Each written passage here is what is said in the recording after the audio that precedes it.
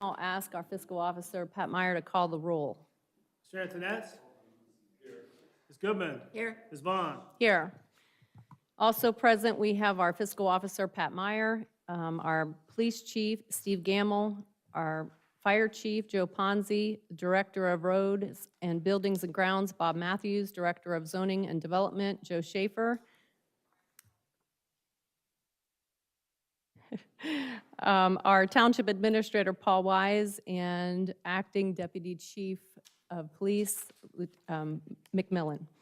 At this time, I'll ask Keith Walker to lead us in the pledge.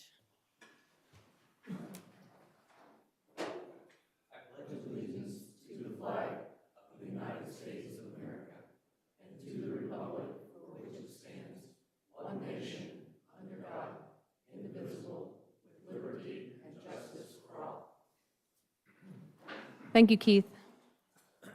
I'll turn it over to Pat Meyer for the fiscal officer report.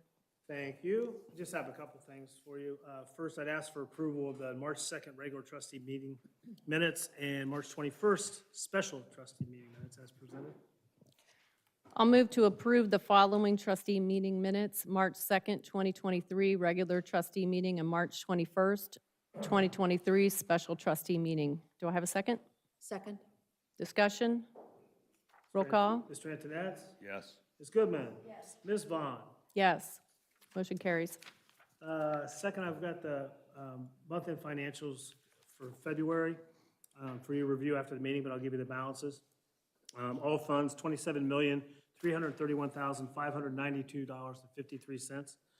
That breaks out to our pooled investments of $21,569,765.50, and the primary account of $5,761,827.03.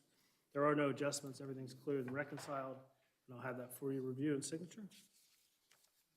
A couple more things. We've got a supplemental appropriation approval, please, to move money out of the capital into for machinery and so forth. We have a annual bill due for hosting on the website, so we're going to move money over. It's already been appropriated.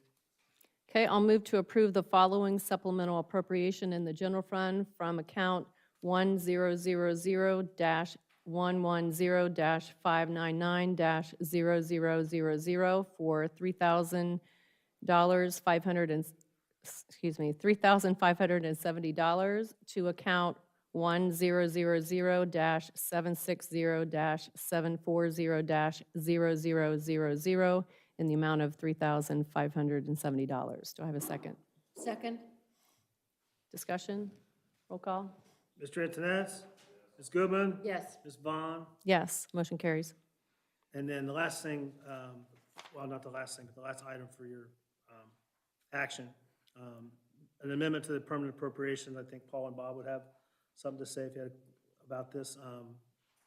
This is for Parks Fund capital outlay of $296,000, changing that permanent appropriation of $404,595, and that is for the turf at Freeman Park that was approved on April 2nd. Okay, I'll move to amend the 2023 permanent appropriations in the Parks Fund capital outlay from $296,000 to $404,595 for improvements to Freeman Park. Do I have a second? Second. Discussion? Roll call.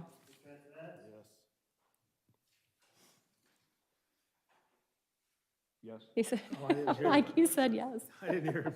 Ms. Goodman? Yes. Ms. Vaughn? Yes, motion carries. Just one other point. The auditors will be here the week of the 17th to do our biannual audit, and we're fine with that. We're ready for them. Donna has a really good relationship with them. They come in, they give her a list of everything she needs. She has it to them the same day, and they're usually in and out.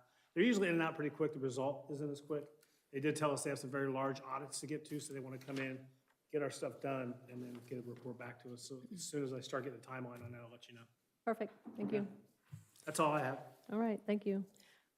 Before we move on to public comment, we do have a couple special guests here, so I want to invite them to speak. So first of all, we have our county commissioner here, Jeff Benton, and he's going to speak about the land bank.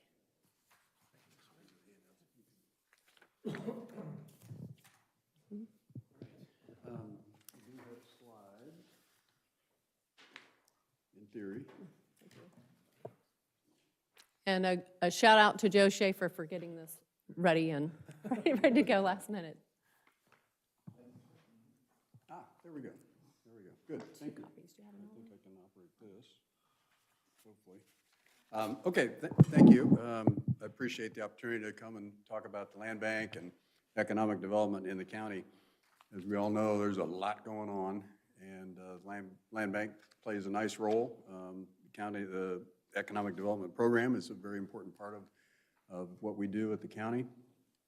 So first of all, I'm going to talk about what a land bank is. There's a lot of misunderstandings, misperceptions about it. I'll talk about what role it does play in our county-wide economic development. Okay, let's go to the next slide. There we go. Just a little bit of history. The land bank was created in December of 2017 by the Board of Commissioners. And a big part of it was Lake County Treasurer John Peterson. John really shepherded this, and we partnered with him and created this very unique organization. It's designed and intended to be a tool for returning abandoned, blighted, foreclosed properties to productive use in the private sector. You hear a lot about land banks in the large urban counties in particular, where there are thousands and thousands of properties, that need to be torn down or addressed. Cuyahoga County, Franklin County, Hamilton County, I mean, they have thousands of whole city blocks that need to be addressed in those counties.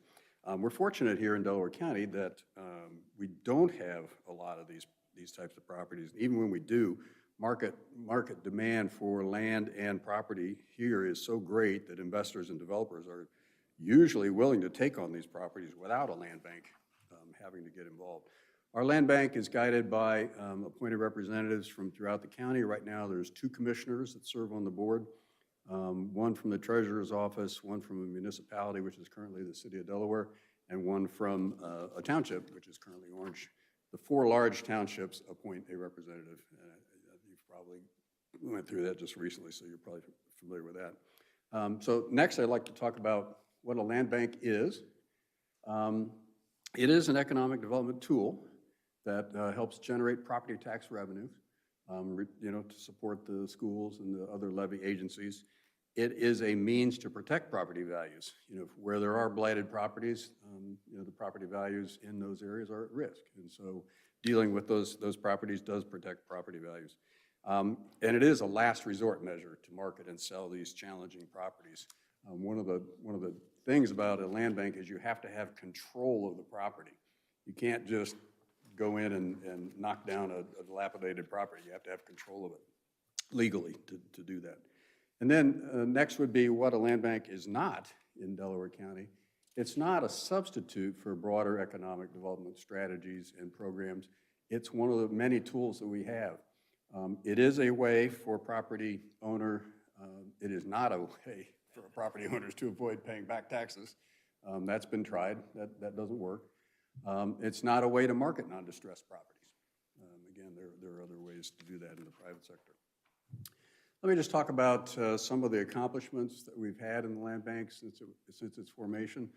One of the big ones we did was originally in the early stages was to sell the old jail. There's a significant old jail it was built in the 1860s, I think it was, behind the historic courthouse in the city of Delaware. And the county tried to sell that because we just didn't need it, and it needed extensive reservation. And so we tried to sell it, but the way public entities can sell properties is very restrictive.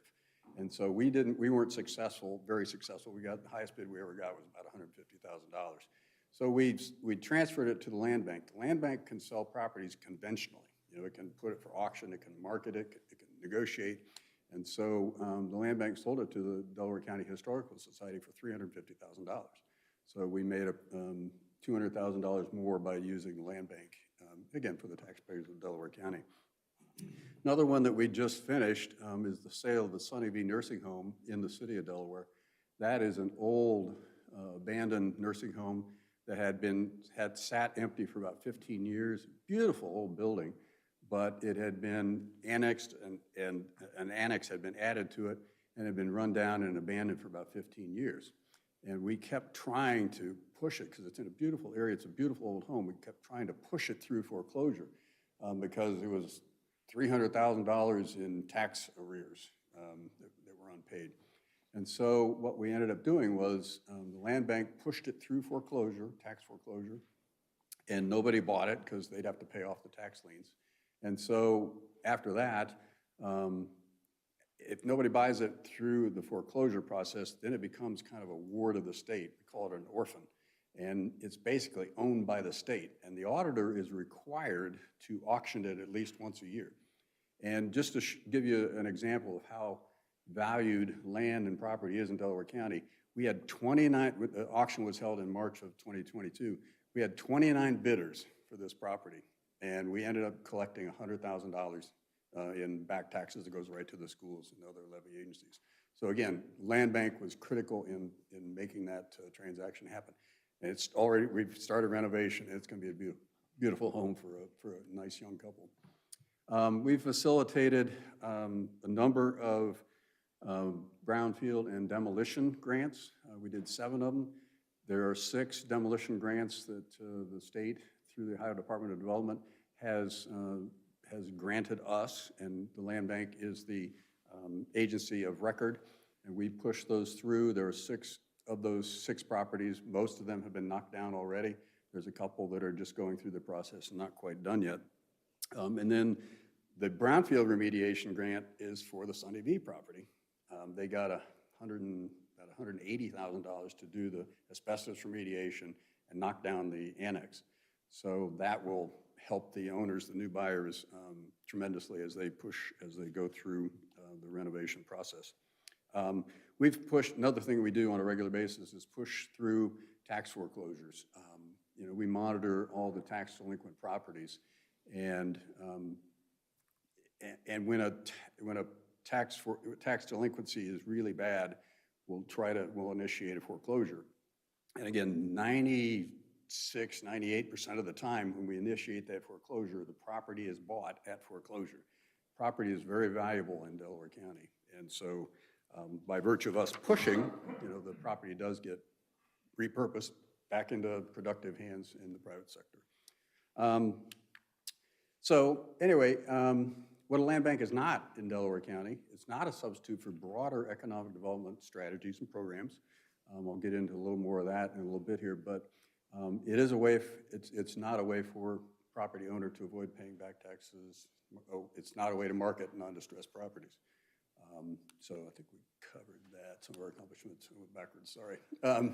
Land bank and economic development. So anyway, I think I've tried to explain what a land bank is, and what I want to do is explain how it fits as a tool in our county-wide economic development program. So we'll go into that. Economic development in the county is a department that was created under the auspices of the Delaware County Commissioners. And since October 2022, our Economic Development Director has been Monica Connors, and she's assisted by Tyler Lane, an attorney, and our Economic Development Administrator. Monica came here from St. Louis after a national search. She's got 25 years of experience in ED. She's worked with state, regional, county, and utility organizations. Most recently, she served as the Business Development Executive for Ameren, Missouri, a Fortune 500 investor-owned utility. She's a real pro. She really knows economic development. She began her career in banking, discovered ED when she was reviewing locations for branch expansion. She also has her Certified Economic Developer certification from the International Economic Development Council, the world's largest organization for ED professionals. And locally, she's already involved with 3 different ED and commercial real estate organizations. So what are our economic development goals? First and foremost, job creation. Workforce development is part of that. New business attraction is a big part of that.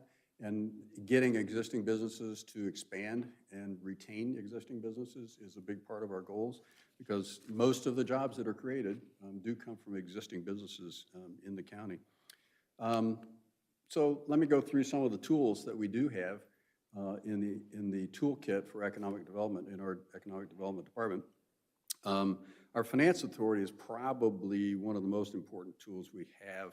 It can work with different lending institutions and its public partners to provide the most advantageous financing for projects.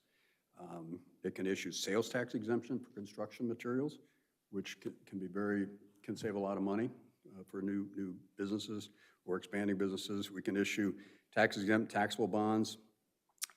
We've had some tremendous successes in the Finance Authority, and I'll go through the board real quick, but the Finance Authority was instrumental in attracting DHL. You know, DHL added its North American headquarters in Westerville. Well, the Finance Authority issued a sales tax exemption, and that was a big part of why the package that attracted them to Westerville, and they're just a huge employer for Delaware County, very, very big success. Finance Authority played a big role in getting Tanger, the Tanger Mall, open. Berlin Business Park, the creation of the Berlin Business Park. Creekside, a business park over here in Orange Township, again, big part of the creation of those entities. And it's also working in the background to get funding for the 36, 37, 71 interchange, the second interchange that we really need for economic development. And now with Intel on board, we really need it. So anyway, let me go through the members of the board real quickly. We've got just an outstanding team on the board of the Finance Authority. Angel Muma is just a recent add. She's the Columbus Zoo's CFO, who also worked with CODA and was involved with the development of Bridge Park. And she represented the city of Dublin's work on Bridge Park. And I don't know if you've been to Bridge Park, but just a hugely successful project for the city of Dublin. We have Otterbein University President John Comerford on it, Franz Geiger, who's the Managing Director of NP Limited Partnership, the developer of Polaris. He's on the board.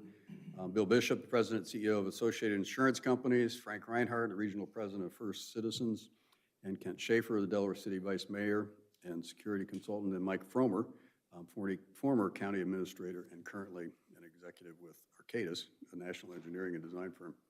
So that's the board. Again, they're very active, doing a lot of good things to help economic development here in the county. We have a transportation improvement district that we created several years ago, and that gets road projects done faster, cheaper, easier. And we've used that one extensively. We've got a number of new community authorities around the county. We use TIFs, tax increment financing, to help finance projects, infrastructure primarily. We've created several overlay districts, the Berlin Business Park, Creekside, and Route 23 corridor in Orange Township.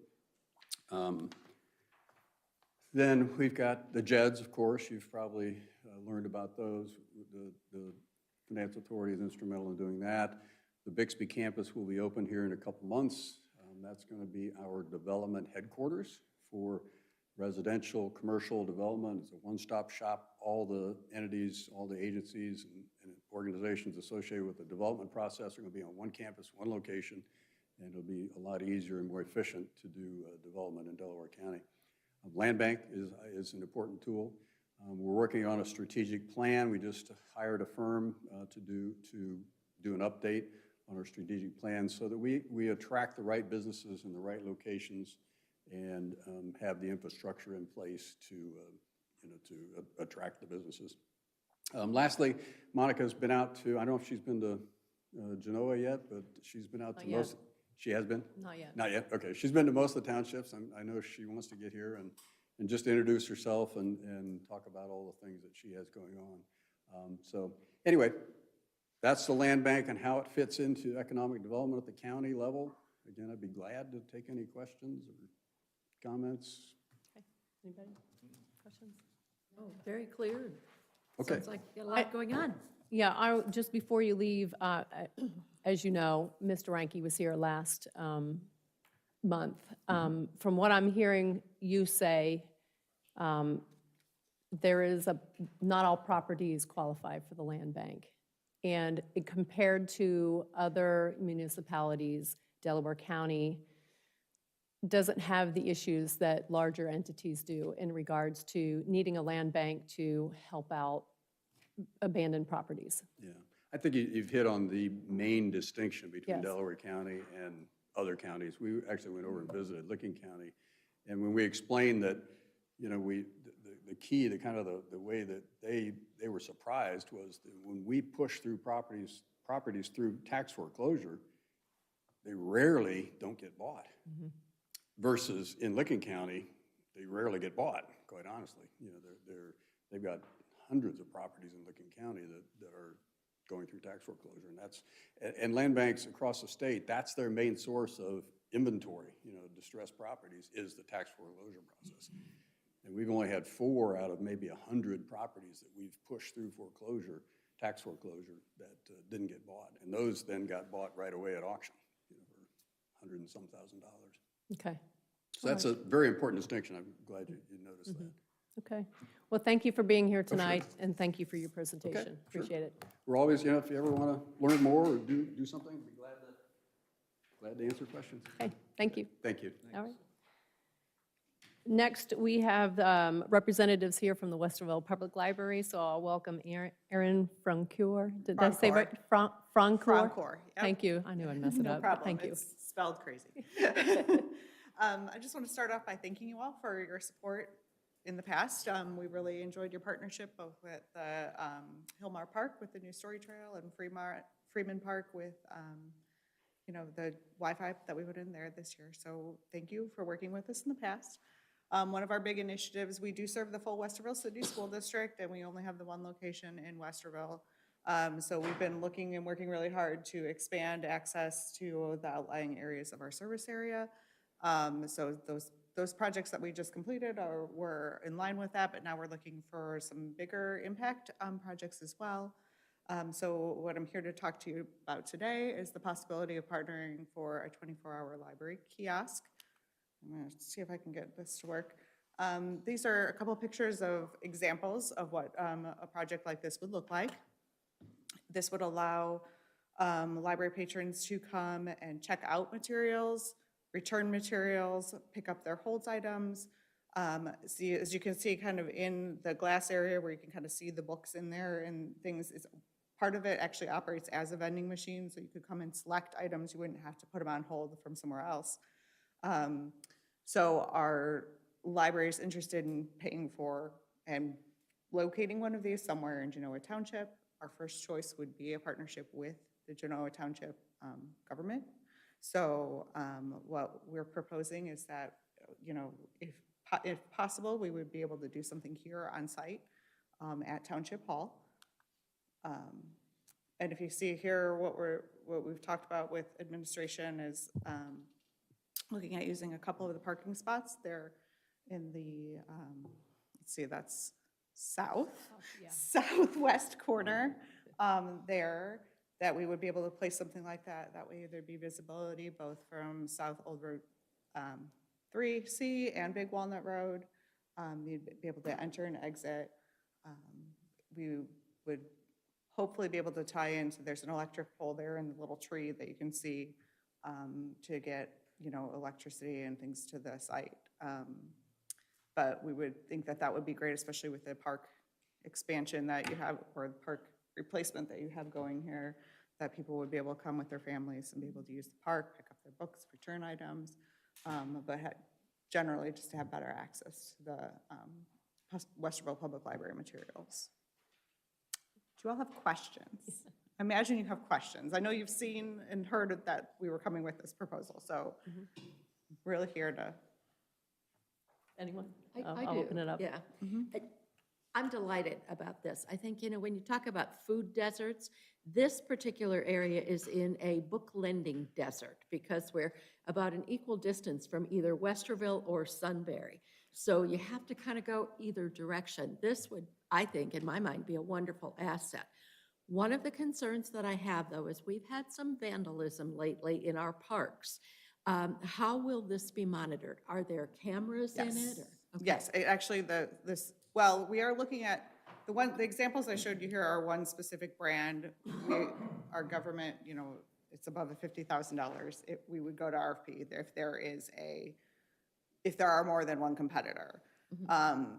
But the ones we are looking at would have an integrated camera system. So we would tie into our network we would probably have to contract with the township to figure out some way of billing so that we could pay for electric as well as networking and all of those things.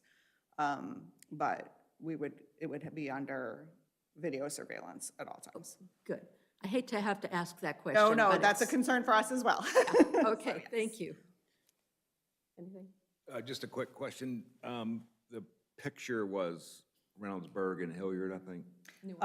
These are actually Newark. both in Licking County, so Reynoldsburg and Newark. So if you wanted to actually see like an in-person example, those are the closest to So us. this will be your first? Yes. Your Westville Library's Yes. first? Mhm. These are the closest I'm aware of. I don't think there's any.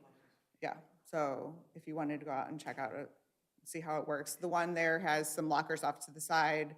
You can see kind of in the enclosure there, that just allows for there to be more materials in the machine.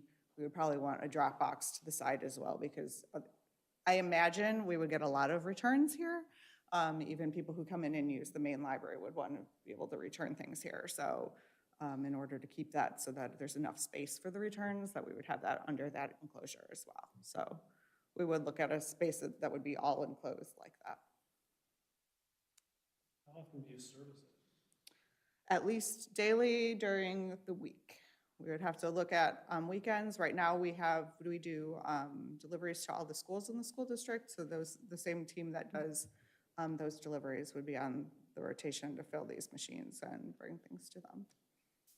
I mean, depending on demand, if we were having overflows or having issues, we'd have to figure out how weekends would work.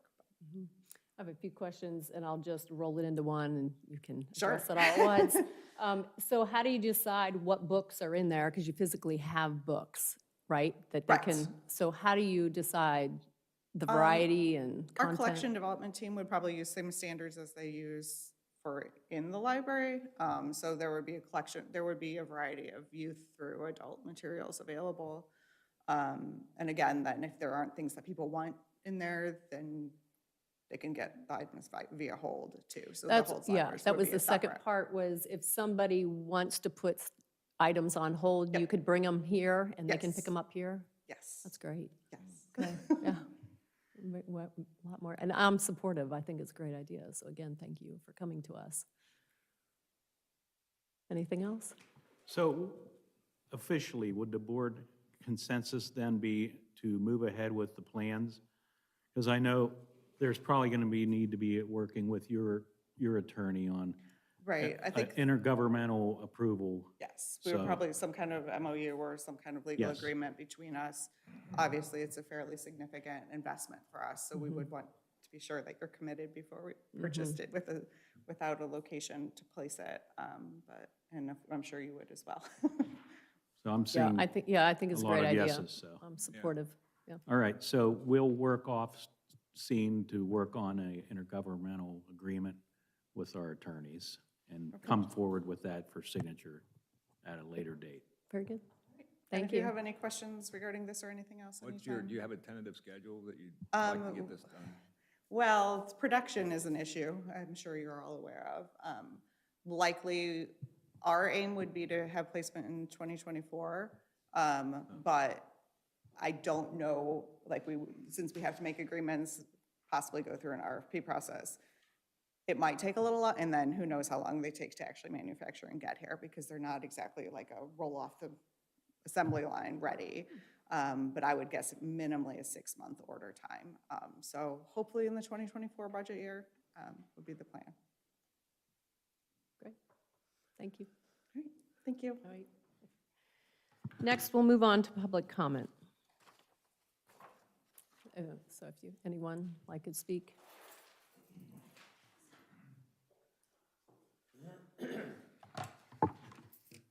Good evening. My name is Rick Wieland. I'm at 9500 Britton Woods Drive. And I wanted to bring up some issues that I have with the township and some of the road stuff that's going on here. First of all, I'd like to talk to Bob here a little bit about, I wanted to have a meeting with him or whatever to go over stuff, but it seems like nobody wants to have any in-person meetings here anymore. So I have to bring some questions to you guys here at the trustee level. I understand that Bob's got a plan to do roads as far as a rating system. And I'd like to get a copy of his rating system and how roads are rated in order for them to be repaired in our township.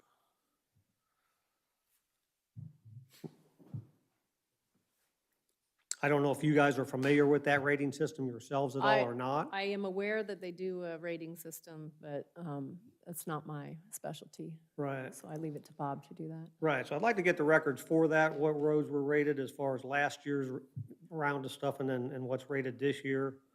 And then how that rating system came to be as far as stuff goes. I talked to Paul in the past, he can correct me if I'm wrong, but I believe he said that they are on a 20-year plan for your roads before I believe they're up for that's, resurfacing. I think that is an outdated number and stuff as far as stuff goes. That's, I don't believe our roads are lasting anywhere near 20 years anymore. Okay. So I think that's one area that needs to be revisited and stuff. okay. But I'd also like to get a copy of the roads that are on the list to be repaired this year, as far as crack sealing and pavement roads, that type of stuff. There are some roads that I just noticed that were crack sealed on Early Meadows Drive, and I sent some pictures over to Paul about that, and I think I copied you guys on it too. And I'm concerned on how that's being done. I mean, if you see from the pictures that I sent you, there's cracks in the road about an inch wide in a lot of areas. And it looks like a haphazard application of our cracking material. Paul says they're gonna go back once the weather dries up and redo it again. And then what, are they gonna go back and redo it again? Well, how many times are we gonna try and fill the cracks? And how come we can't fill the cracks the first time we're there, 100% of the way, instead of going back on this stuff? I just drove down Vinmar Road on my way here today, and that looks like that's had some crack sealing and stuff done to it. I'd like to find out when that was done the last time, and if it's on the list to be done again, because there's obvious cracks and stuff in front of it. There's an address at 7700 that has pavement deteriorating right in front of the whole road. The whole road is deteriorating in front of that house. And I don't know what the age of that road is, but I'd almost have to get involved here and get an inventory on some of our ages of roads and what's going on with them. Oxbow Road is another one I went down. I'd be curious when that road was paved. It's in great shape, very good shape. A lot of my concern is for like the age of Interlatchen Road. I believe it's on the list to be done this year. And I don't know if any of you have driven down that road, but I'd recommend you drive down it before it does get done. And I'd like an explanation on how it gets to that state, how it got that bad before it gets replaced. Because I consider that road terrible. Every 50 feet, there's a depression in that road that you dip down into. And I can't believe it's went on this long before that's been up for play. And a lot of these roads seem to be in developments in a way. That's over in Hidden Lakes or Highland Lakes development and stuff. So I don't know if we ever have anything from the township level as far as having developers on the hook for some of these roads and developments that they put in to put some money aside for, into our road funds or whatever to keep these roads and stuff up more period of time, or it's just a state of the roads are, going too long, is what it seems to me.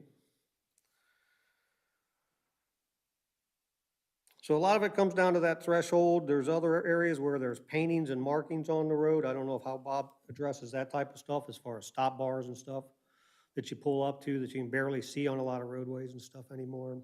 A lot of areas are missing a lot of that paint work and stuff like that. The county comes through our area and does work on roads. They pave over top the lines, then nobody seems to repaint the lines and stuff, and it goes on for months and months and months, and I don't know who's taking care of it. There's an example right over on Bread Bank Road on the other side of the reservoir and stuff, where the county's come in, put some new culverts and stuff in there, had to patch the culverts sunk and stuff in there, and their pavement sunk, so they came back and did an overlay over top of it. But they haven't been back to remark the stripings in the road or anything. That's in our township area and stuff, and I'd like to find, I bring it up to Bob's office to have someone drive around and work on that stuff. Most of the calls come in from my side because I never see any communication or anything going on that side of on that side of Hoover as far as the township stuff goes. I've got a call in about trees that are hanging on power lines. You know, I don't know if we have anybody driving around the township looking at this stuff besides me over there. So.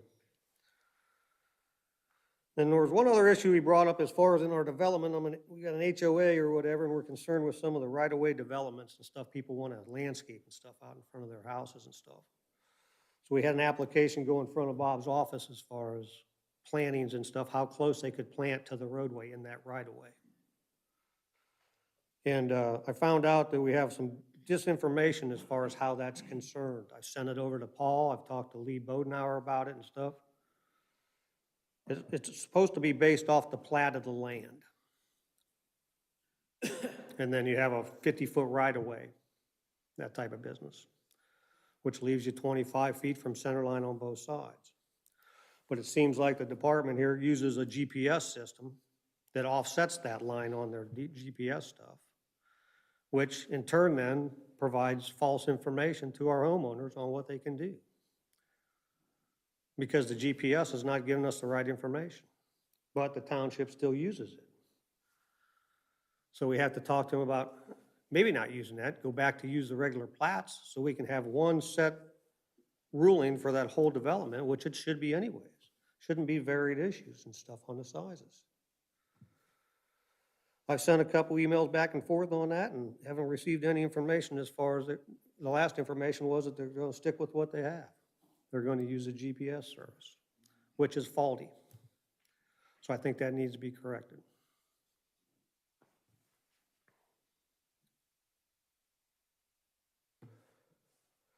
I did speak to Joe Schaefer tonight. I've got some zoning issues I'd like to go over and have a meeting with him, so I'll get a agenda list and stuff more for him on that type of stuff instead of presenting stuff in front of the township at this point. Other than that, thank you. And I'd like to see if I can get some of that information back to me or whatever, or if I need to fill an outline to you. One other thing I would like to include that I brought along today, and I did have an issue with Paul about it as far as we've got some work that has to be done on Britton Woods Road as far as a developer fixing the roadway where he's damaged it due to construction. And Paul's got a letter from him that says that he'll do the work, that type of stuff. It was from Troy Fritz at Weaver Homes. The last letter that I read said that he would be doing the work in the springtime after the freeze and thaw was done, and because they've got 90% of their buildings and stuff done in there as far as the stuff goes. Right now, they have one concrete driveway to actually get in there, and then they would be able to pave up to all their driveways and stuff fine at that point, and still proceed with construction on one other house at Lot 6, which is way at the end of the development. Paul seems to think that we have plenty of time to wait on that as far as stuff goes. I myself do not think we have enough time to wait on it. I think it needs to get done this summer. And I asked for somebody to come out and mark the sections of the roadway that are going to get repaired. I don't know if our township has the expertise to do that, or if that has to come from somebody at the county. So I've got a detailed list of how the roads were prepared and stuff on the plat or whatever. I'd like to turn it into the record and give you guys a copy of it, and you guys can study it and give me back some information. But I expect these roads to be repaired to above and beyond the surface that they were supposed to be on day one. It's not going to be left up to the builder to pave the roads himself. He doesn't have the expertise or the knowledge to do it. He's not a paving contractor. He'll have to sub that work out. I've already talked to the builder, Merle Stutzman. He's got a project down the road where he's got like 3 houses on a CAD that he's going to have paving companies down there to put that road in this year. And to save cost, he'll probably try to do the same work up at Beagleheimer Road on the patches while he's got that paving equipment at that point. So we don't have a lot of time to consider this stuff. As soon as they get that last driveway done, they'd be ready to pave it, because I think everything's pretty much ready up at their other development and stuff too.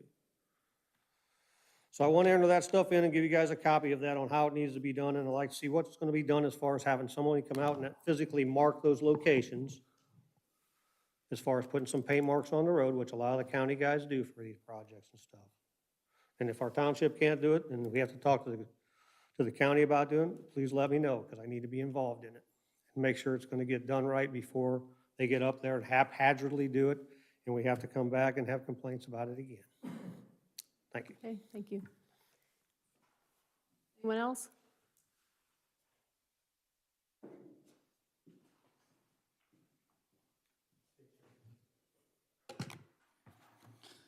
Carl Gebhardt, 6796 Regency Drive. Good evening.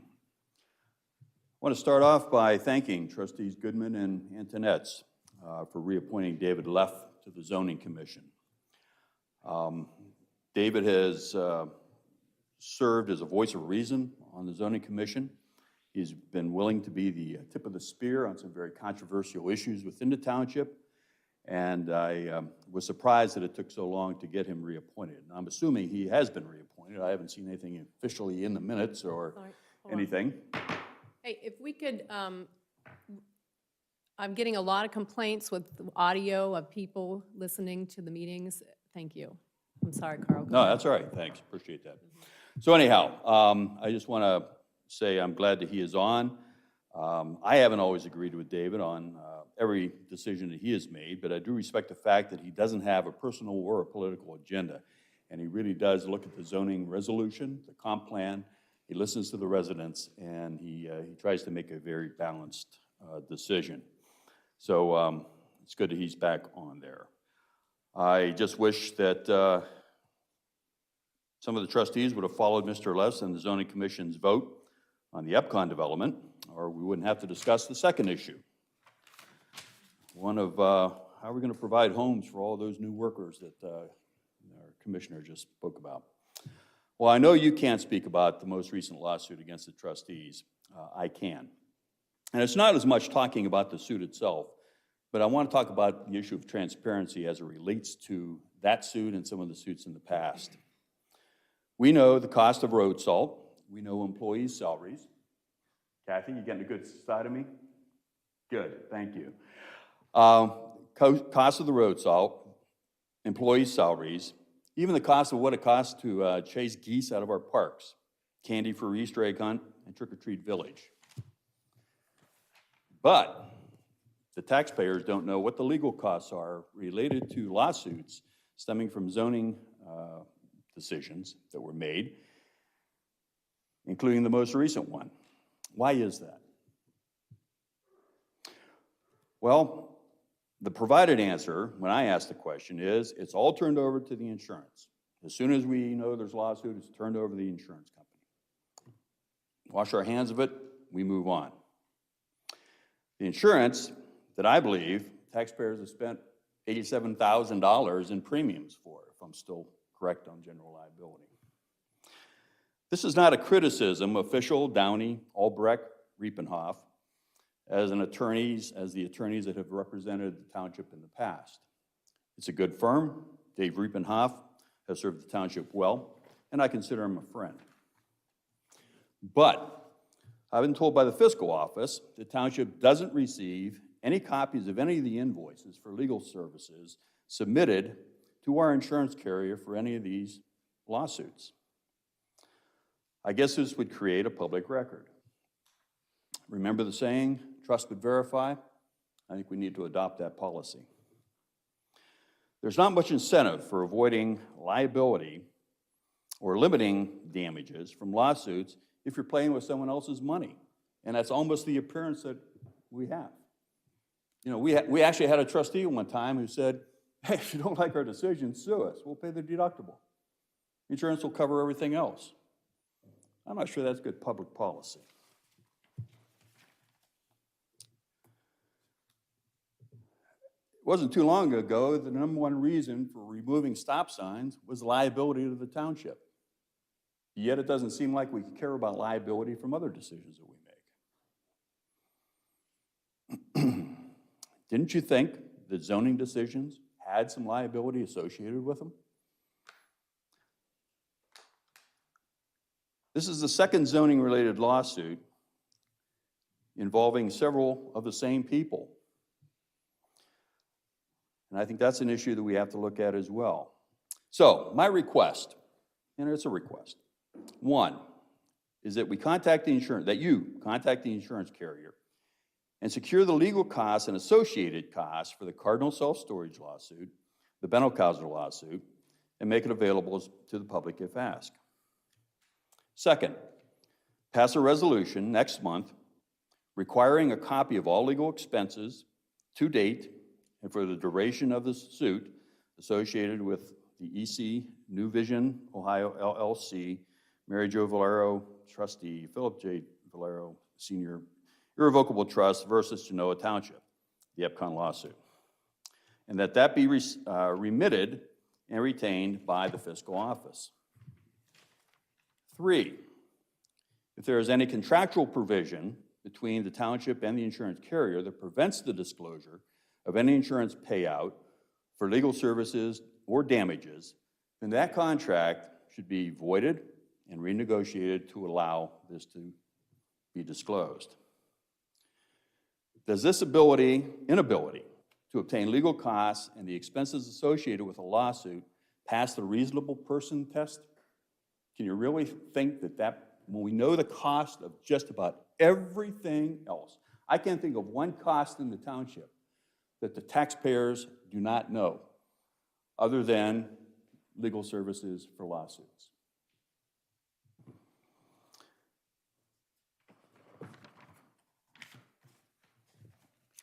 I think it can be fixed, and I encourage you to consider the different options, and let's get it fixed.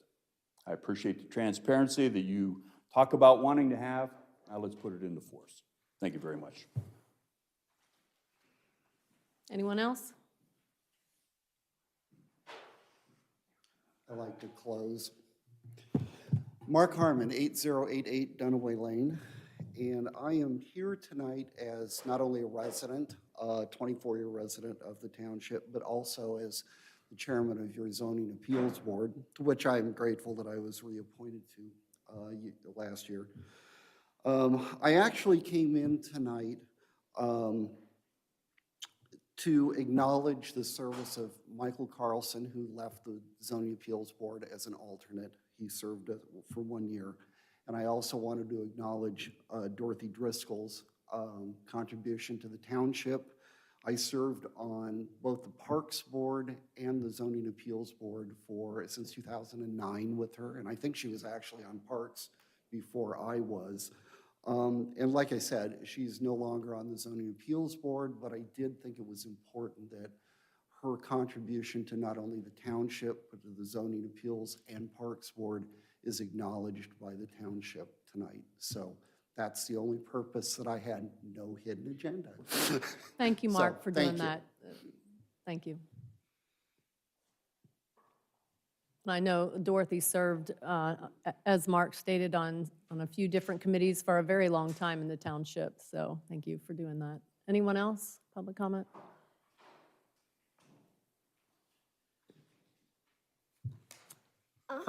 Kathy Nelson, 4,000 South O3C. I have a problem.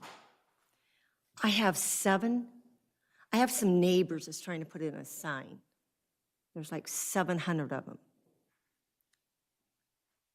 You guys aren't laughing. Yeah, you guys, you're too serious. Don't you want to know how I have neighbors of 700? I live across from a cemetery. And I mean, come on, every day I say, hi, neighbors. Got a new neighbor today. I have been trying to work with some of the staff here in Genoa to inquire about the sign that they have installed over at the cemetery. Poor Bob. I love you, Bob, you know I do.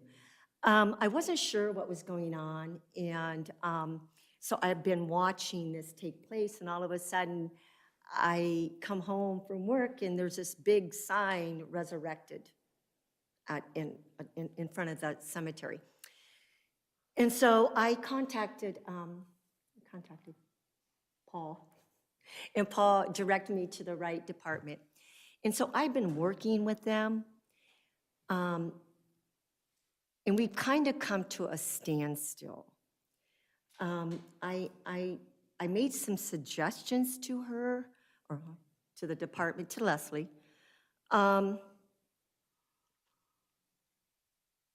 I don't feel the sign is a reflection on Genoa Township's rural feel. And so I wanted to kind of have a dialogue about it and see if we can change it or what we can do to make the sign look more like it should be there and it should be fitting in the cemetery. And so what I'd like to do is I would like to meet with Bob, meet with Leslie, meet with Paul, and meet with whoever else would be involved in this. And the reason I ask that is because one of the things I suggest to Leslie is that I have some friends that can make us some signs. They can design us some signs. This is what they do. I mean, they do metal work. And so I approached them and said, hey, could you give me some ideas, just some sketchings or something so we could do that? And they said, yes. So the timeline has been about 2 months, Bob. Am I thinking right when I did that? And we're moving along, except I got an email this week that the decision was already made, that you're going to move ahead with the sign. And I'm just here to say, can we stop? Can we bring some people to the table? And can we look and see what the alternatives are? And the reason I say that is because the company that is interested, and they will do this for a cost also, but they were down here March 9th, and they took pictures and they measured. And this week, they contacted me Monday, and by Friday or Monday, they were going to have 2 renderings done for us. So can we put that on hold and come together and talk about it? What I'm finding out, and you trustees need to know this, it kind of seems like I'm not really sure who makes the final decisions on some of these things. And I know things probably get pushed off to other people's plates that really isn't part of their job, and they just pick up the pieces. I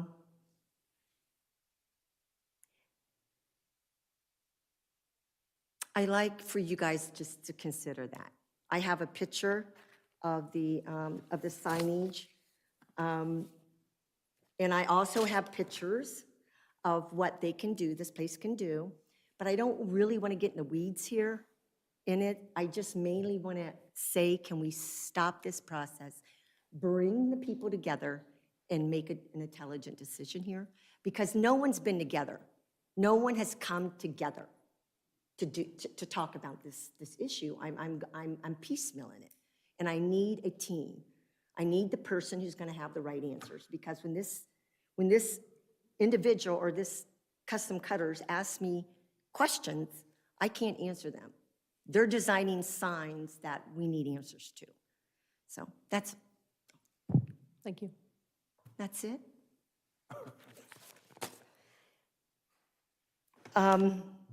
When will I get an answer?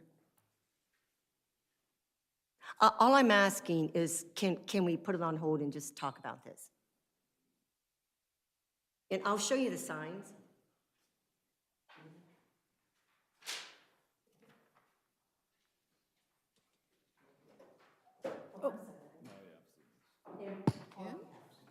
Yeah, I drive by it often.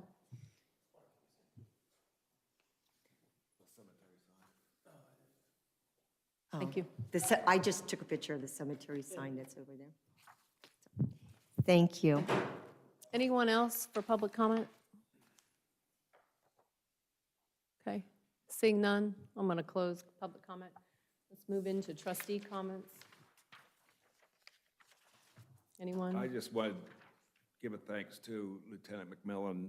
A couple of Thursdays ago, I volunteered to talk to the homeowners association for Highland Lakes concerning the stop sign at Fraser and St. Andrews. Try to explain to them the history of our deliberation, and then what we concluded was an alternative to the liability of the stop signs, and Lieutenant McMillan was kind enough to helped me calm the crowd, and he did a fantastic job of explaining, what the police have been doing and what we're going to continue to do, and it turned out to be a really pleasant meeting. I think they were really happy with what they heard. Good, So, shout out. thank you. He has a gift at calming the public, I will say. Trustee Goodman, have anything? I had no comments, but I would like to clarify one thing. Yeah. On the last public comment, I'm very familiar with the sign at the cemetery. In fact, I have a plot there, and I like the sign, I like the plot. I'm not ready to use it. But this was done by the Communications Committee as part of a package of signs. And this was done a few years ago, and it was approved by the Board of Trustees, not the current board, but a prior board, and I think you were even on that. Okay. So that is the history of this and how it happened, and that's the only comment I have. Thank you. I have a comment. I have been working with SourcePoint to try to offer their classes. SourcePoint has classes for residents 55 and older in Delaware County. Their head person happens to be a resident of Genoa Township, and I connected with her at the Business Association meeting. So I became aware that they are trying to network with communities to try to offer their programs locally. So the first class that Genoa Township will offer in the Township Hall is going to be April 19th. It's called the Caregiver Crash Course. It'll be from 1:30 to 2:30. And again, it'll be put on by SourcePoint. In order to attend the class, you have to be a Delaware County resident and you're 55 or older, or you have to be caring for a resident in Genoa Town or Delaware County that is 55 and older. So just want to put that out there. Anything else? Okay, we'll move on. Trying to figure out where we are. Administration, Paul. Thank you, I Board. feel like we're jumping around a little bit. This evening, I would just like to give the board an update. This past couple months, we've been out to bid for the demolition of the old police station on the north side of that building. We were going to go out and demolish. So we received 2 official bids on that project, and both of those bids came in higher than the 10% overage that's allowed by Ohio Revised Code. So after speaking with our architect and also speaking with the bidders, asking why their bids were off from our estimate, we learned that one of the largest costs involved in this is the usage of subcontractors, and the subcontractor costs have gone astronomically higher. And I think Mark commented to me about this, that his feelings were going to be the same thing. So what we're doing is we're readjusting our architectural estimate for this project and going to go out again for rebid, probably within the next week or 2. And so once the bids are back in, then I'll report back to the board for moving ahead. When you rebid, what is going to be your new deadline? I will let you, Okay, you I don't do know? not have those, All I right, don't have those yeah, dates It's all yet. planned out, okay. All right, just So keep us we're in going the to allow loop. for a 4-week bid time. Okay. So we'll follow the legal requirements, put in 2 bids 2 times in the newspaper, and Okay. allow for the trades to respond to the listing. Okay. Trustee Bond, Mhm. is there merit in asking Commissioner Benton of the grant program for Yes, I think we should. should I- we reach out to them? I have an answer for that because I've always, You already I've did? already checked that angle. Did you mention it I- last meeting? Yeah. So I did check with, they had a grants coordinator assigned for those 6 applicants that they approved last year. The state is no longer offering funds, so that grant source dried up. Well, when does it re-up? Yeah, when did they refill it? I don't know. This The is- well. This is state business. Maybe our Okay. state rep could tell us. I don't know Well, the answer. Let me check into that. Can I ask you a couple questions? Yes. How many sets of plans went out, do you know? I know that 3 sets went out. And all 3 Two bid, one missed the bid deadline he was planning to come in the next day and bid. So he apparently didn't read the specs that closely, so. Okay, so we are not going to modify our plan. We're going to increase our estimate. Yes, So is that funding in our budget? yes. Yes. With these bids, we would have been fine with our estimated Okay. appropriations. Yeah, but Yes. it's state law forbids you from awarding anything over 10%. Yes, And I'll say in defense of Paul, our company, my firm, does 40% of our work is public, which requires public bidding, and virtually everything we're bidding right now, we're struggling to get bidders to be 10% or lower. It's an industry problem right now, so good luck. cross your fingers for the next bid. I think we'll be more successful next time. Secondly, I just want to inform the board that we've had some initial meetings with Liberty Township, Orange Township, and of course Genoa with our county prosecutor. Next February 1st, or actually I should say January 31st, the contract with Rumpke ends. And so we're revising a set of bid specifications for the waste hauler contract. Trustee Vaughn had mentioned a wish that she had on a contract that the township not be on a Friday. I don't know if the other board members want to pursue that, having the township not be a Friday or some other day. My issue with Friday is, we're not having any pickup issues right now, but we have in the past. And when they miss on Friday, the trash sits out all weekend because they don't come back. Sometimes until the next Friday, so it just sits. And I just feel like if we had another day of the week where you had another work week after our trash pickup day, chances would be higher that neighbors, residents wouldn't have garbage sitting on their end of their driveway for a half a week. So I asked Rumpke the question. I know they're not the successful bidder. We haven't gone out to bid yet. But is there any other preference to a day that would be light for them that they can handle our account? So they're looking into that. But if the board wants us to spec another day, we could do that.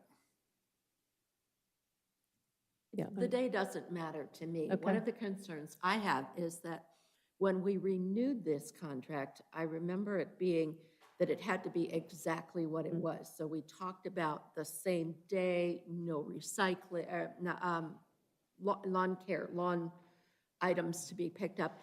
And so I don't want to see our cost increase. Yeah, I agree. Just to change a day. I agree, and I had asked the same question the last time around, but it was because they gave us a deal that if we renewed, Yes. but everything had to stay the same. Yes. So this time, This is we're a- starting new. But I agree, I don't want a cost increase, but I do think Yeah. it would save us a lot of headache, emails, phone calls if it was earlier in the week, any day. Okay. But we're moving ahead we're editing the existing contract and changing dates. And I know there's been other facilities at the other townships they want to have coverage on, so we're adding wording for those. And all of the numbers that we used for the regional planning on the housings and populations have gone up. So whoever is a successful bidder, we hope that they are equipped to serve this many customers, because we're estimated 28,000 households in the 3 townships, which is a nice, huge contract for somebody. So that's where we are. I'll report later when we have all 3 townships have to pass the same resolution. So we're working on it. Okay. Next, I have been approached by American Electric Power concerning a resident on the east side of Hoover wants to construct a house. The township owns property that this house would be next to. And so they need to run a power line over our parcel of land over to their parcel of land. It's going to require an easement by the township. And so I'm asking the board, it's a very small, it's a lane, on this, it's a long, narrow piece of ground that we'll never use. It's way back in the south, or the west, east side of the property, and the easement will help our resident who wants to build a new home to get power to their site. Is this the house that's currently under construction on Sunbury? I'm not sure. I know it's going to be back in the woods somewhere Is it back there. just south of Lindsay Court? No, that's on Not, that's a different on the one. other side. Okay, because I was going to say, that's already, okay. Thank No, you. this is the other side of Sunbury, across Hoover. Got it. So I'm recommending the board pass this resolution this evening. Wait, is this overhead? Yes. And the devil's always in the details on these easements. I deal with them quite a bit. So the question is, are there going to be restrictions on the use of the easement area imposed on the township? There'll be I'm requiring a height restriction. I'm on it to be higher than any dump truck bed raised. That would be, we would need to get back there and use that for anything, so. And there's no poles on our property? No. It's all overhead? Yes. And there is no compensation? No, $1. It's really no, the property's, really, it's going to benefit the resident, so. What do we use the property for? You know? This is that parcel across Hoover that we're holding for maybe a potential second fire station. Okay, that's your, okay. The main part of the property is up, it's up on the Yeah, road. I know what it is now. Okay. Somebody told me about it. Any other questions? I'll move to approve an easement and right-of-way agreement with AEP Ohio for parcel 317-14001048000 and authorize Township Administrator Paul Wise to sign the easement and right-of-way agreement on behalf of the board. Do I have a second? Second. Discussion? Roll call? Mr. Antoinette? Yes. Ms. Goodman? Yes. Ms. Vaughn? Yes, motion carries. Anything else, Paul? Yes, I do want to steal some of Bob's thunder here Okay. with his agenda. First off is we had a request by the Parks Advisory Board and for Jim Barna. They have identified an ODNR grant that could be used for barn restoration. I know we discussed barns a lot in the past, whether to rehab or to reconstruct a new one. But Mr. Barna found a grant that might fit for the rehabilitation of the existing barn and save the barn. So I just want to make sure it's a consensus of the board to move ahead with applying for the grant before if we get the grant and the board says, no, I just want a new facility. So is there a consensus to apply for a grant for that barn restoration project? Is this a matching funds grant? It'll probably be a 20% or so match from by the Us or township. Or us 20, or them 20? Ours would be 20. Okay. Made a big difference. Yes, it does make a big difference. Absolutely. I'm fine. Yeah, I mean, I made a speech, whatever, presentation for the Business Association yesterday morning, and I said, I feel like depending on which way the wind's blowing, we're either restoring or tearing down and building a new one. But I do feel like if you have this opportunity, I think the preference of the committee is to save the barn. It's just whether it's economically feasible. And when you get an 80%, 80-20 split, it makes saving it much more beneficial to us. So I'm willing to look into this. If it doesn't work, then we'll have to reassess. This isn't a commitment that we're going to go ahead with restoration without a grant. This is solely Right. contingent upon a grant. Exactly. What do you? I'm okay. You're good? Okay. Sure. All right, so we're going to say the board was in consensus. Great, thank you. You're welcome. Next, I have received a communication from the Parks Advisory Committee Chair, who's sitting out in the audience. The Park Board at a meeting in the past has discussed the upcoming park levy that's going to be expiring December 31st. And so the Parks Advisory Committee is recommending to the Board of Trustees that we go with the same level of funding, which is a 0.6 mil levy, but change the term from a 3-year levy to a 5-year levy. And so if the board is in agreement with this, then we can prepare, Pat and Donna and I can prepare legislation at the upcoming meeting to move ahead with the new levy language. Yes, I'm in favor. I like the 5-year versus 3-year. That way we're not doing this every 3 years. I do like the fact that we separated the parks levy from police and fire, because originally it was all 3 in one fall, which is a lot for the voters. And I am supportive of the parks levy due to alleviating some of the costs in our general fund. I do think that this township, with the number of parks we have and the amenities that the people want, we need this levy to support those wishes. Anybody else? I agree. I would concur that we as a township have used the levy monies wisely, and we have gotten a lot done with those dollars. We've made them stretch wherever we could with grants and matching funds, et cetera.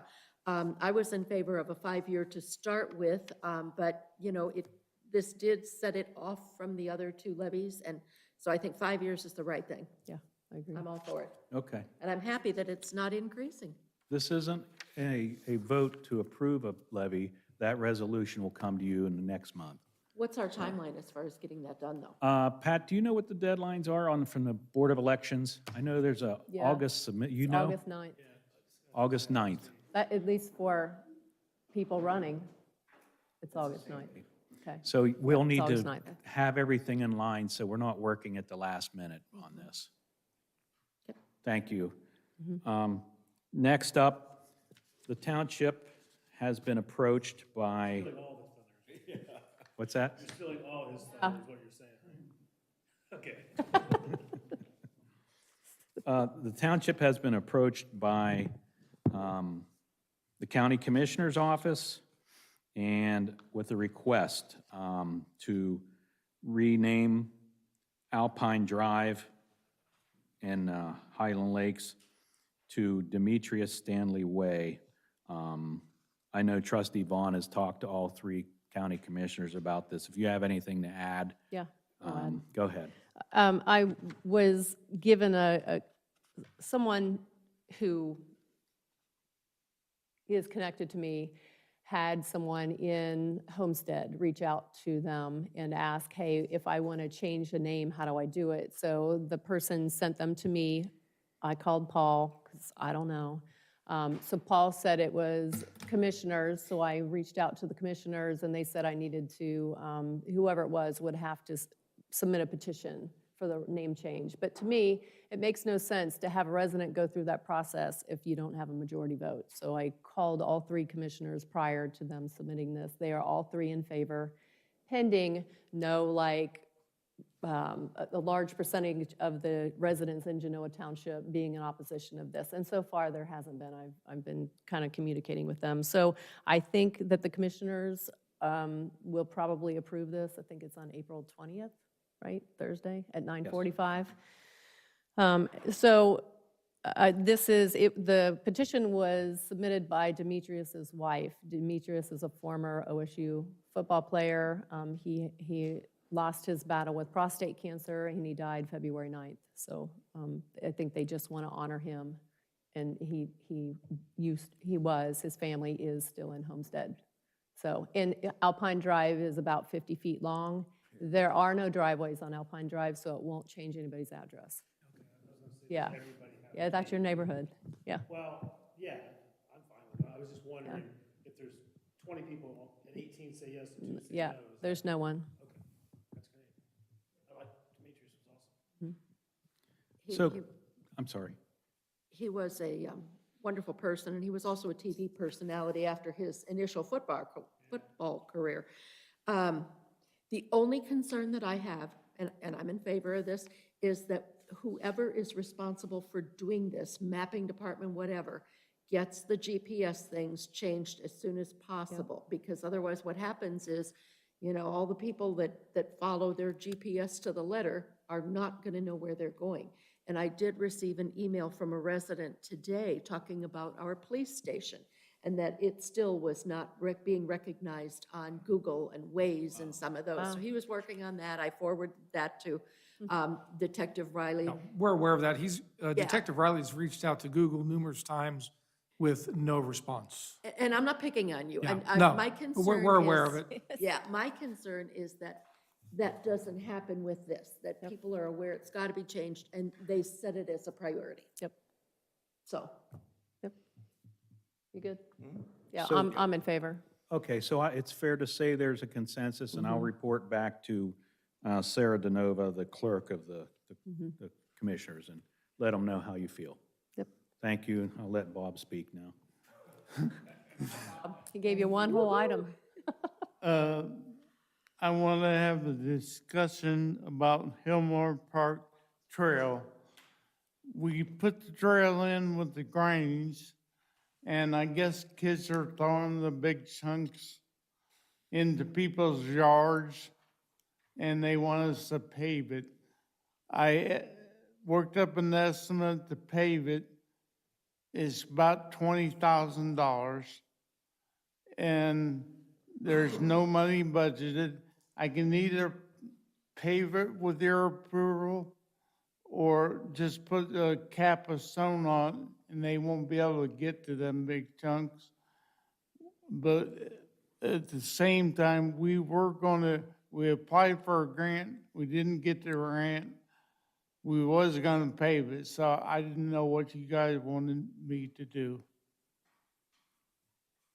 So I just want to have a discussion about, When I talked to you earlier this week, you said you had some carryover. Do you have funds, Yeah, there- even though it wasn't budgeted? there are 404,000 in the carryover. And I'm not anticipating using any more of that money. We've saved 404,000 in 2 years from the levy that we have not spent. wasn't some of that carryover to be held as a reserve in case it was needed? I mean, with police and fire, we have a Yeah. baseline in there. Yeah, that 404,000 is going towards our 6 months carryover. Contingency. Thank you. The parks usually is 600 and you keep half, right, for carryover? Yeah, You're over half yeah. with the 400. So I'm in favor, because you're above half of what you should have in there anyway. I think you had a $25,000 contingency line item. Correct. You still have that? I think so, yes. Okay. I've not used it. If I could use the contingency money and pay for the paving and get it done, and we wouldn't have to draw down on that 404 at all.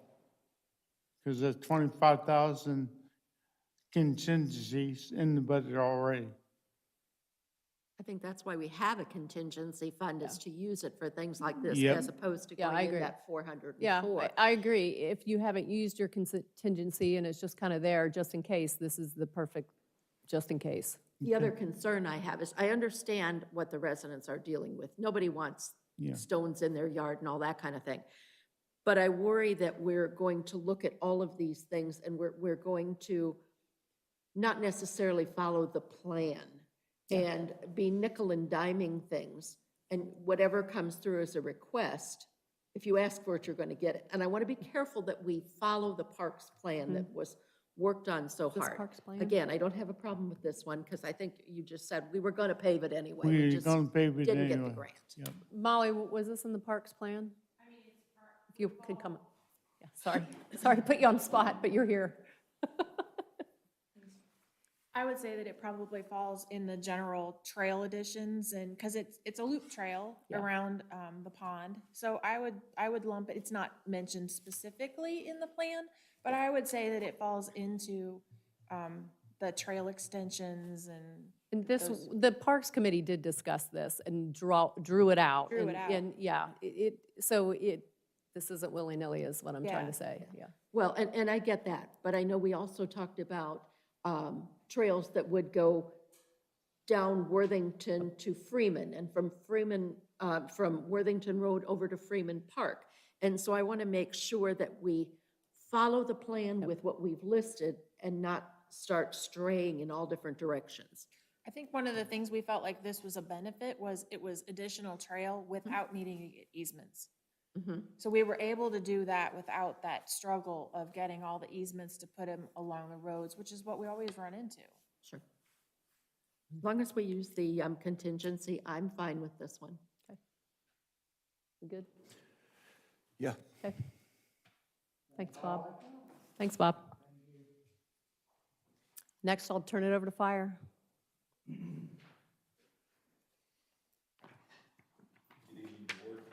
Oh, your microphone's not on. She turned it off on you. You're good. Next time, you can turn it on for yourself. Good evening, Board. In your packet this evening, you should have a copy of a memorandum of understanding between the township and the Genoa Township Firefighters Local 4307. An MOU to modify the current collective bargaining agreement, particularly dealing with step advancements and the ability to hire new employees, new hire candidate employees in other steps of pay other than the basic entry-level position. You'll notice that the bold section in there, the Board of Trustees may, in its sole discretion with the recommendation of the fire chief, hire an individual as firefighter at step B or C, in which case advancement to all succeeding steps shall be successive one-year intervals. Worked with Dave Riepenhoff on the language. I personally, for my department, am satisfied with this language. It gives me the flexibility when we're looking at candidates. And again, this is pursuant to previous conversation with the board. Can you explain for the public why you need this and what kind of obstacles you're facing right now? So why we need this, what this presents us with the ability to do is under the current collective bargaining agreement, obviously it states what the specific pay ranges are for an employee. When they hire in at step A, and then 1 year succession, they move to the next pay step, et cetera, over a 4-step process, which takes 3 years. What this does is it allows me to make recommendation to the Board of Trustees. We've never had the ability, so if we hire a new employee who may have 5 years of full-time experience in another department, depending on where they may be coming from, for that employee to look to come to our agency, they may be taking a pay reduction. And so what this allows me to do is look at their full-time experience and to allow to make an adjustment in their pay. So we overcome that obstacle of trying to recruit an employee to our organization coming from another full-time department and not having to suffer a wage reduction. So it makes us more competitive in the job market. And I think everyone's aware of what the job market is right now, and it's very competitive. It's difficult. We just spoke to the Business Association yesterday about how this is, and I think it's just another tool in our toolbox that we need to have available to us to enhance our recruiting efforts. And then the only other part that I wanted to make sure that you notice is that basically the last paragraph, I do have one employee that this affects that prior to us hiring anybody, I would need to advance said employee to his next pay level. That way, if we were to hire somebody new, I wouldn't have somebody that would leapfrog a tenured employee in this process. And he would achieve that step in July. We're just gonna move him a few months early. Okay. Just so that if we get somebody that's got tenure that would come in at the step C, that new employee wouldn't be coming in on top of an employee that's been here nearly 3 years. Mm-hmm. So I'd ask for a resolution for approval if you're in agreement. Okay, I'll move to approve the Memorandum of Understanding, Article 15.2, Step Advanced, as presented, effective April 6, 2023. Do I have a second? Second? Discussion. Mr. Antoinette? Yes. Ms. Goodman? Yes. Ms. Vaughn? Yes. Motion carries. Thank you. Thank you, Chief. And just one other note, just for general information, we have begun work in December of last year. We came to you with a rush request to use some ARPA funds for the purchase of a new water fountain. Oh, yeah. Water fountain at the rear of the firehouse along the trail. And we got that ordered, it came in. Once the weather broke, started talking with our couple people that were doing the work. They talked with some of Bob's guys, they came down. We've begun the excavation work and should hopefully within a couple weeks have that completed and ready to use by prime trail time. So we're moving along.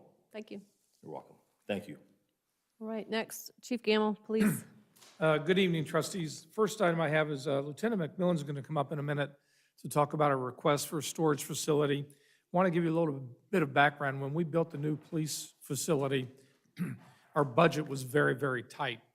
So there were some items that we wanted that we were holding back on requesting to make sure that we didn't come in over budget. Some equipment, some extra storage that we held off on to see if we had extra funds. So we are at the point where we've still got about $140,000 some dollars left in the bond fund. And so we're revisiting some of the items that we had originally hoped for, and one of them is a storage facility. So he's going to come up and give you a presentation on that. Acting Deputy Chief McMillan.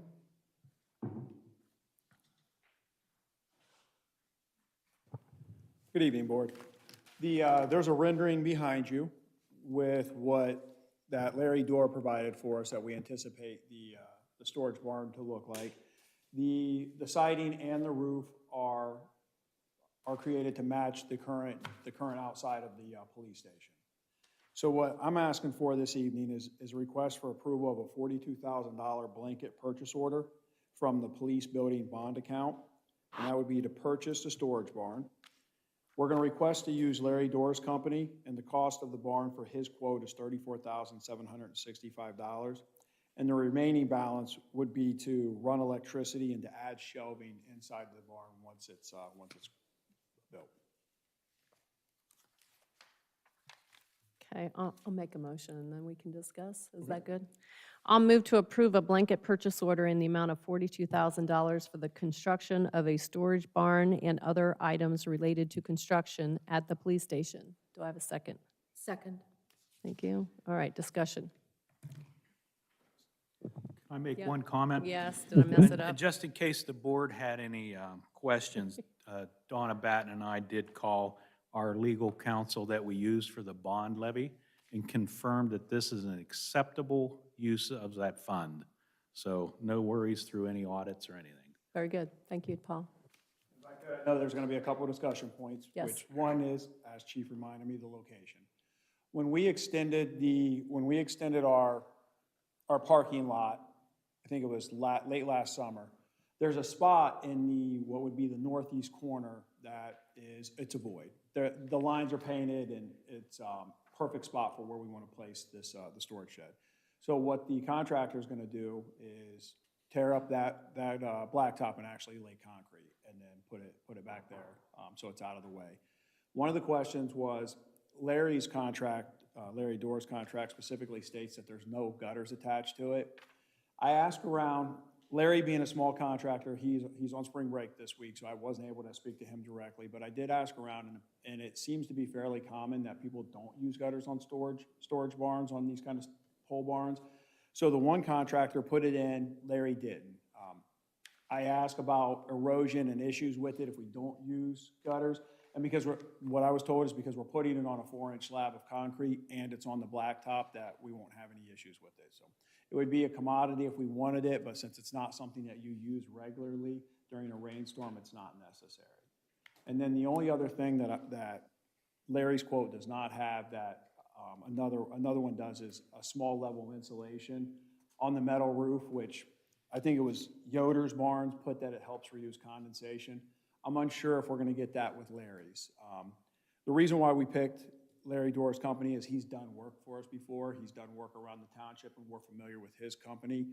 The other quote that was in the same area, a little bit more expensive than Larry's, but in the same area, is Yost Barn. We don't know anything other than the quote that they provided for us. So I can try to answer any other questions if there's I some just more have one more question. One of the other quotes said the garage door was not included with this one. Is it included? So Larry's Doesn't is say it gonna- isn't. So Larry's is gonna include the garage door and a man door, just like what you see on the rendering. We did not put a garage door opener on it. None of the quotes involve that. And I believe it's Yost Barn has windows in it. We specifically asked to not put any windows in it. Less things for somebody to vandalize, break, look into. You have to have a couple entry points, but this will be a solid barn, so they won't see what we have stored in it. Is that spot the one Shavali showed us last time? Yeah. Yeah. The same spot. Yeah. One thing I want to mention, we will not store any weapons or ammunition in this building. That's in a locked, secured portion of our facility. And I don't see any security measures on this building. Is that a concern for you at all? It'll be within, it'll be The camera? on It'll the- be outside, so our building cameras will pick it up. There won't be anything on there. And I don't anticipate storing anything in there that has any level of security measures, just like Chief said. Why we do want to run electricity to it, this won't be climate controlled, we won't have heat in it, so it's just going to be excessive things. Our speed signs will be great in there, back seats to the cruisers that just end up stacking up, but a lot of times we keep those because it helps with resale value. I believe we're gonna put the ATV, that search vehicle, that'll fit perfect there to open up our garages, which then gives us more space in our secured facility. But it will have cameras from the building to be able to see it. Electric in it, you could Airbnb it if you want. No heat. Put the heat in it, we could Airbnb. He's saying Gotta not. do it in the mild months. The asphalt that's going to be taken up, is that something that Bob could use in anything? You don't need that, okay. Just want to make sure we're getting it either hauled away or using it appropriately. Yes, ma'am. Okay, anything else? Question? Nope, fine. You asked my question about the garage doors. Oh, okay. Mr. Antoinette, No, I'm you're good. good? Okay, all right, roll call. Mr. Antoinette? Yes. Ms. Goodman? Yes. Ms. Vaughn? Carries. Trustees. Thank you. The next item I have is a MOU with the Ohio Patrolmen's Benevolent Association. It's basically the exact same as what Chief Ponzi presented, so I won't go through all that unless you have any questions about ours. He did a really good job on his presentation. I was like, he did such a good job, you're the ditto. I'll move to approve the memorandum of understanding, Article 14.2, Step Advanced, as presented, effective April 6, 2023. Do I have a second? Second? Discussion? Mr. Antoinette? Yes. Ms. Goodman? Yes. Ms. Vaughn? Yes, motion carries. The only other thing I wanted to mention is, you probably know that Sheriff Russ Martin, Delaware County Sheriff, is retiring next week after about 11 years as sheriff, 43 years of service to the Delaware community. And I have to tell you, working with him, he is one of the best leaders I've ever met. And he has brought together the law enforcement community in Delaware County in a cohesive, cooperative way. We meet regularly. We have it has a Delaware County Drug Task Force and the Delaware County Tactical Unit that consists of members from all departments. He's just been amazing to work with, and the entire county and the township are really going to miss him, but I'm sure he'll leave the Sheriff's Department in good hands. So I just want to mention that. Thank you. Anything else from anybody else before I close out? Okay. I'll read announcements. April 10th, the offices will be closed for Easter Monday. April 11th, Zoning Commission. April 13th, Communications Advisory Committee. April 25th, Board of Zoning Appeals. May 2nd, Fire Advisory Committee. May 3rd, Parks Advisory Committee. And the next regular trustee meeting will be May 4th, 2023. At this time, I'll move to adjourn to executive session at 8:05 p.m. to consider the promotion, dismissal, and discipline of a public employee and to conference with an attorney for the public body concerning disputes involving the public body. that are the subject of pending or imminent court action. Do I have a second? Second? Discussion? Roll call? Mr. Antoinette? Ms. Goodman? Yes. Ms. Vaughn? Yes, motion carries. We're now adjourned at 8:05.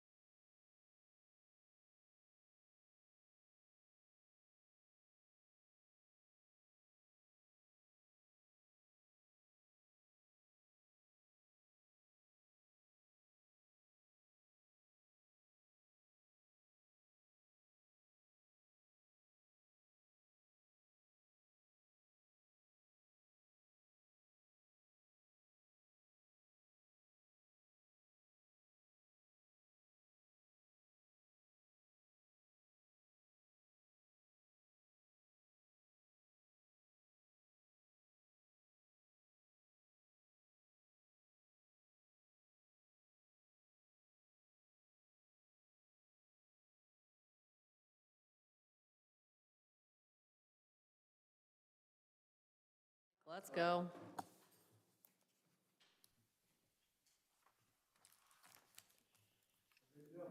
All right. At this time, I'll move to return from executive session to the regular trustee meeting at 8:50 PM. Do I have a second? Second. Roll call. Mr. Antoinette? Yes. Ms. Goodman? Yes. Ms. Vaughn? Yes, motion carries.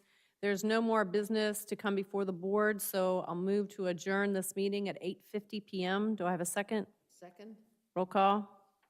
Mr. Antoinette? Ms. Goodman? Ms. Vaughn? Yes, motion carries. We're adjourned at 8:50. Yeah.